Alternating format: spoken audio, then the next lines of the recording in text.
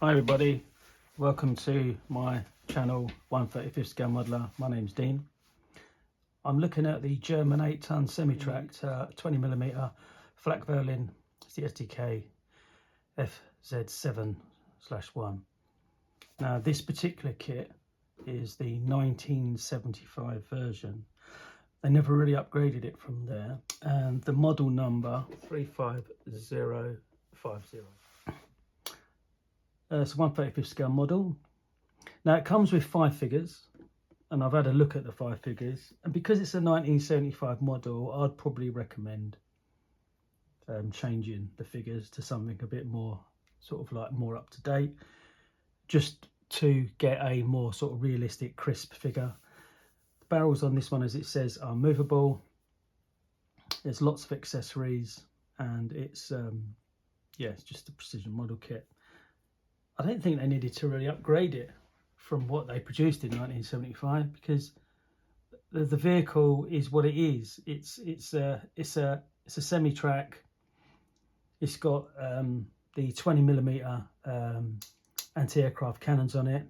I think the version 7.2 would have had 37mm cannons on it, but overall the vehicle is what it is.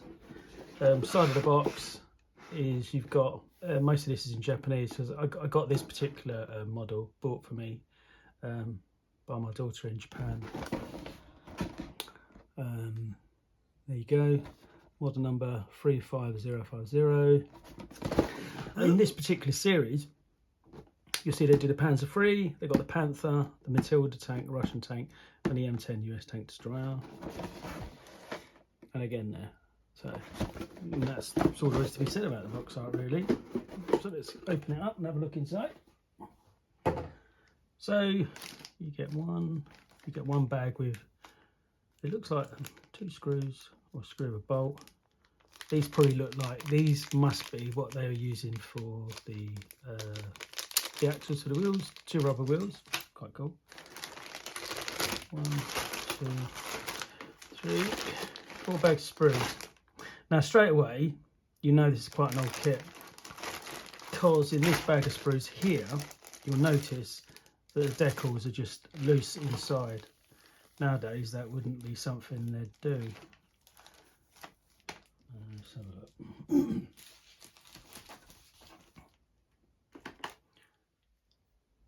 Get the standard poly caps, decals, which thankfully aren't damaged. So there's what, 1, 2, 3 different number plates, some insignia for the figures' helmets, and some identification codes for the different type of vehicle that you're producing and where it was in its theatre of war when it was being used. This particular vehicle, in fact, I think it was from about 1938 to 45, to be honest. Okay, so in this particular sprue, hang on, let me just, I'm just going to have a look at the instruction manual, all the paperwork. With this particular kit, you'll get 2 booklets, instruction booklets, one in Japanese, which clearly we don't need, and the one that we need, which is for me the one in English. So here's the instruction booklet. It gives you some information about the actual vehicle, I guess where it was built, how it was used, where it used and stuff like that. It's quite a basic, almost pamphlet style booklet. There are no sprue callouts in it whatsoever. So we'll just go from the front. So it talks about obviously reading instructions beforehand, and if I'm very honest, instructions are quite Spartan. But then again, it does kind of give you, it does give you the information you need. So in this particular booklet, they're asking you to construct the pedestal for the 20mm cannons first, and showing how it goes together with the cannons, stuff like that. We then go on to other techniques that they suggest. Blimey, shows how old it is. Got to heat up a screwdriver at some point and close off or create like a nub on one of the plastic joints so that it's movable, it's not glued. So that's how they're asking you to do that. They're picking out particular construction pieces like the muffler, and actually at the same time I've noticed they're kind of giving you the colour call-outs: German grey, matte black, silver. There's a wheel winch that gets built, and they're kind of showing you how that goes together. I think they're suggesting that you'll use fine thread. You probably need to get hold of it. I can't. Well, it might be in here, but I didn't see it. No, it's not in that bag. As we progress on, it's showing you chassis, how to put that together, popping on the wheels. These metal pieces in here, you can see the metal pieces in there, they'll be going in these sort of areas where the wheels are, so cool. Then it's putting together all of the wheels that make up the half track. They're then fitted. It's showing you how to link the tracks themselves, connecting the tracks. And oddly enough, from a 1975 version, they're not asking you to actually melt those in place. It kind of is like a hooking system, but I'll probably suggest that you might need to use a little bit of some sort of glue, but we'll see. And you know, you've got to be careful with these rubbery pieces because glue doesn't seem to work on them, so you may end up having to use the traditional melting method. Then the front cab's built together. You've got the steering wheel piece that goes in here for the driver's seat. Looks like they provide some sort of mesh covering to go over some side skirts. This is the top chassis. There's an optional canopy that may need to be that you can fit. Then they move on to the figures, which we'll have a look at just to see, just sort of, you know, whether, you know, how they work out. And then it shows here how the built up upper body fits onto the lower chassis, then how you install the gun, and then it has some colour marking ideas. This looks like it's a winter setting, and then it's got the decals that will need to be applied to the vehicle, and the figures that have been provided. And it shows you where to stick the decals on the vehicle, what type of division markings they've got. That's that. Okay. I would say that the moulding on this is crisp and very detailed, but for wheels it kind of does what it needs to do, really. Yeah, nice.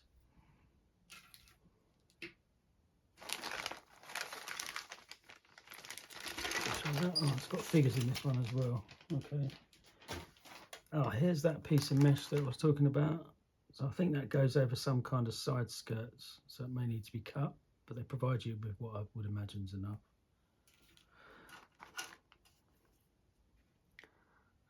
Again, looks like there's some stress areas, but cleaning this up and painting it will be fine. As always, with anything like this, you need to make sure you do like wash these in warm soapy water and let them dry out.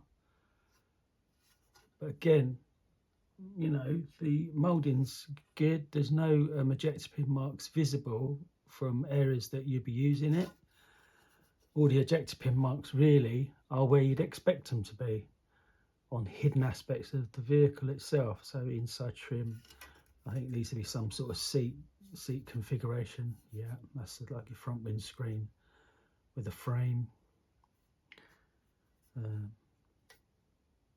Some accessories, pickaxe, little axe there.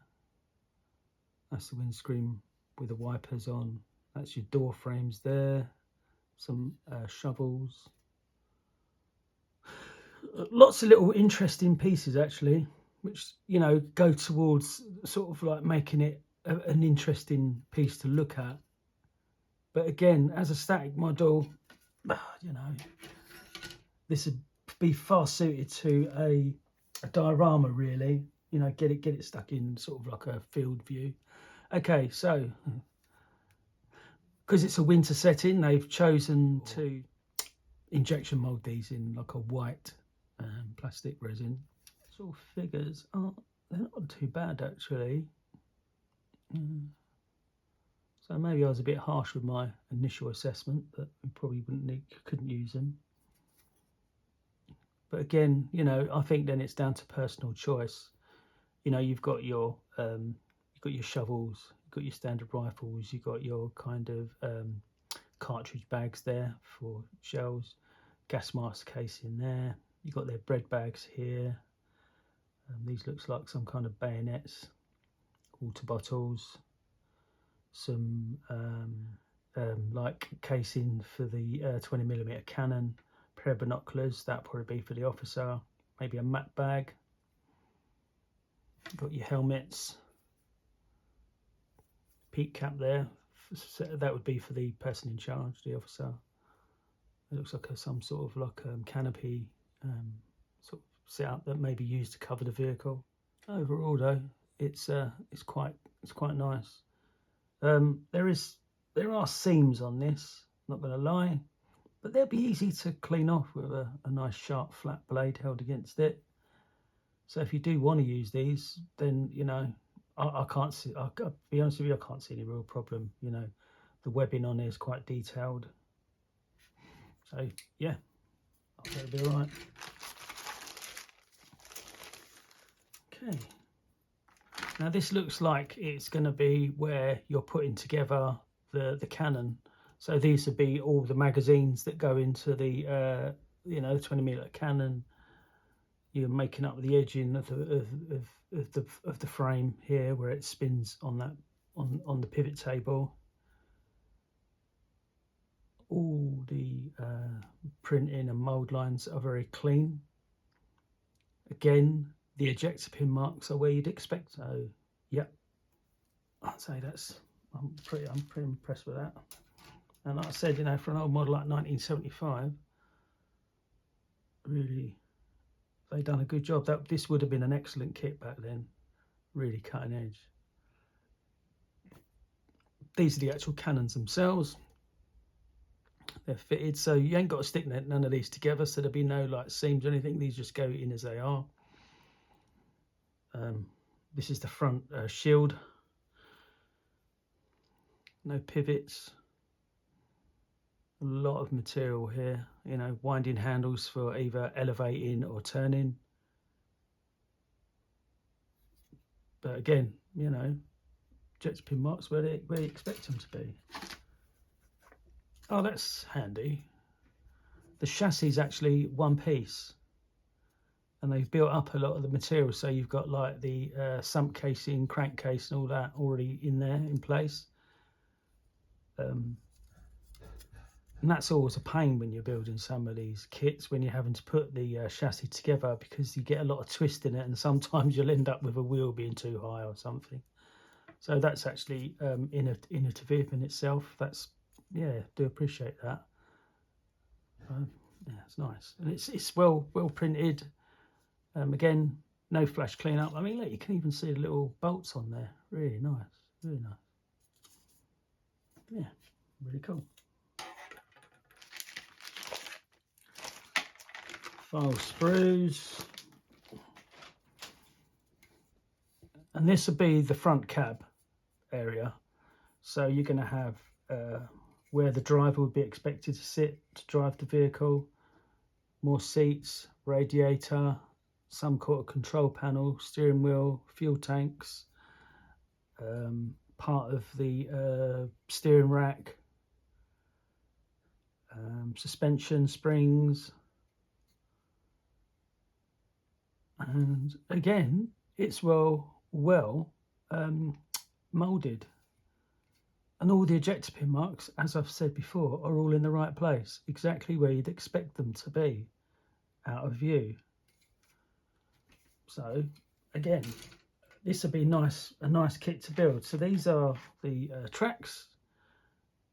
Not as long. Wow, these are actually really nice because they've got that kind of rubber sort of foot on there. It's like a pad. And how do these go together? Because they show that that hooks into. Yeah, okay. Bit of fiddling around, but I would say that once that's fitted in, I'm not sure if it's glue, but you might need to just heat it or something just to sort of make sure it doesn't come off. But it will be a static model in a diorama or on display, so I don't think that would be a problem. And if you have that at the base, you know, the top section in view wouldn't be a problem.